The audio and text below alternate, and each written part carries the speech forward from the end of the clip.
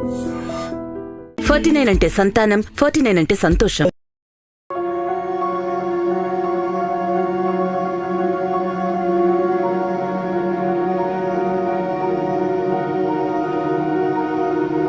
ఒడిశా బాలేశ్వర్ సమీపంలో శుక్రవారం జరిగిన ఘోర రైలు ప్రమాదంలో ఇప్పటి లెక్కల ప్రకారం 278 మంది దుర్మరణం చెందారు. 1000 మందికి పైగా గాయాల పాలయ్యారు. ఈ దుర్ఘటన ఏపీలో భయాందోళన రేపుతోంది. ఏపీ ఒడిశాకు సరిహద్దు రాష్ట్రం కావడంతో పాటు భువనేశ్వర్, కోల్కతాలకు ఏపీ ప్రజలు తరచూ రాకపోకలు సాగిస్తుంటారు. ఈ క్రమంలో తాజాగా జరిగిన రైలు ప్రమాదంలో ఏకంగా 400 మంది తెలుగు ప్రయాణికులు ఉన్నట్లు సమాచారం. కాగా వారి ఆచూకీ ఇంతవరకు లభించకపోవడంతో ఏపీలో ఆందోళన రేకెత్తుతోంది.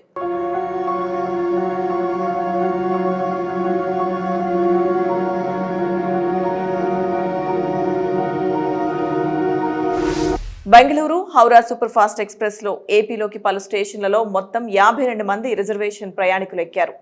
వారిలో తిరుపతి స్టేషన్ నుంచి 18 మంది, చీరాల నుంచి 12 మంది, గూడూరు నుంచి 2, నెల్లూరు నుంచి 2, ఒంగోలులో 2, రాజమండ్రిలో 2, బాపట్ల నుంచి 2, బెజవాడ నుంచి 4, రేణిగుంట స్టేషన్లో 8 మంది చొప్పున ఈ సూపర్ ఫాస్ట్ ఎక్స్ప్రెస్ లో ఎక్కినట్లు అధికారులు వెల్లడించారు. ఇంకా ఈ ప్రమాదంలో ఉన్న మరో ట్రైన్ కోరమండల్ ఎక్స్ప్రెస్ లో కూడా పెద్ద సంఖ్యలోనే ప్రయాణికులు ఏపీకి వస్తున్నట్లు రైల్వే అధికారుల వద్ద ఉన్న జాబితా ద్వారా తెలుస్తోంది. కోరమండల్ ఎక్స్ప్రెస్ లో షాలిమార్, సంత్రగచ్చి, ఖరగ్పూర్, బాలేశ్వర్ స్టేషన్ల నుంచి ఎక్కిన ప్రయాణికుల్లో విజయవాడలో 47 మంది, రాజమహేంద్రవరంలో 22 మంది, ఏలూరుకు ఒకరు కలిపి మొత్తంగా 70 మంది వరకు దిగాల్సి ఉంది.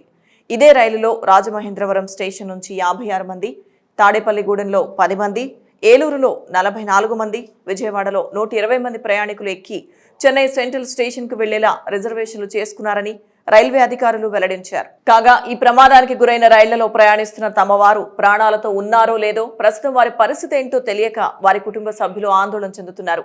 ఈ ప్రమాద నేపథ్యంలో ప్రధాని మోదీ, కాంగ్రెస్ అగ్రశ్రేణి నాయకులు, ఏపీ సీఎం జగన్ సహా పలువురు తీవ్ర దిగ్భ్రాంతి చెందారు. వారి కుటుంబాలకు ప్రగాఢ సానుభూతి తెలియజేశారు. అంతకుముందు సీఎం జగన్ రైలు ప్రమాదానికి గురైన ప్రయాణికుల వివరాలపై ఆరా తీశారు. ఈ క్రమంలోనే ఏపీ మంత్రి గుడివాడ అమర్నాథ్ ని రంగంలోకి దించారు. ఇలా దాదాపు 400 మందికి పైగా ఏపీ ప్రయాణికులు ఇరు రైళ్లలో రాకపోకలు సాగిస్తున్నారు. ప్రమాద సమయంలో వారి ఆచూకీ లభించలేదు. వారి పరిస్థితి ఏమిటోనని కుటుంబ సభ్యులు ఆందోళన చెందుతున్నారు. వీరి ఆచూకీ కోసం రైల్వే శాఖ, ఏపీ ప్రభుత్వం సహాయ కేంద్రాలు ఏర్పాటు చేసింది. హెల్ప్ లైన్ నంబర్లు ఏర్పాటు చేశారు.